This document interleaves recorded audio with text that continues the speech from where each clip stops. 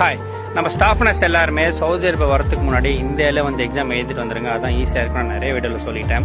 ஏன்னா நீங்கள் சவுதி வந்ததுக்கு அப்புறமா புது லொக்கேஷனு, புது அக்காமடேஷனு, ஒர்க் டென்ஷனு, எப்படி ஃபுட்டு இருக்குன்னு எதுவுமே தெரியாது.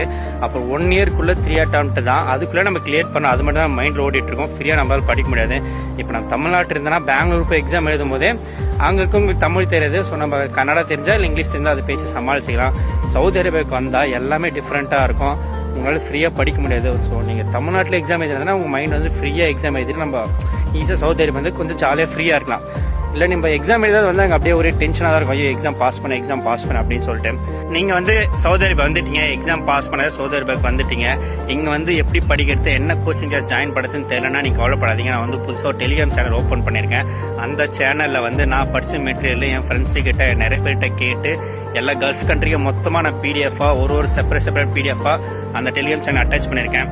நீங்கள் எனக்கு டிஎம்னு மட்டும் கமெண்ட் பண்ணுங்கள். நான் உங்களுக்கு பர்சனலாக அந்த டெலிகிராம் சேனல் லிங்க் அனுப்புகிறேன். நீங்கள் அதை ஜாயின் கூட பண்ண தேவையில்ல. அந்த பிடிஎஃப் டவுன்லோட் பண்ணி படித்தாலே போதும். உங்ககிட்ட வேறு எதனா எக்ஸ்ட்ரா மெட்டீரியல் இருக்கிறத தவறுனா கூட நீங்கள் அந்த டெலிகிராம் சேனல் அட்டாச் பண்ணுங்கள். நிறைய பேருக்கு யூஸ் ஆகும். நீங்கள் அதை படித்தாலே போதுங்க. கன்ஃபார்ம் 80% பாஸ் ஆகிடலாம். பிடிஎஃப் வந்து சவுதி அரேபியாவில் இருக்கிறவங்க மட்டும்தான் கிடையாது. நீங்கள் தமிழ்நாட்டிலே செல்ஃபாக ப்ரிப்பேர் பண்ணுறீங்க, வேறு எதனா கல்ஃப் கண்ட்ரி போகணும் அப்படின்னா கூட என்னோட மெட்டீரியல்ஸ் படித்தா மட்டுமே போதும்.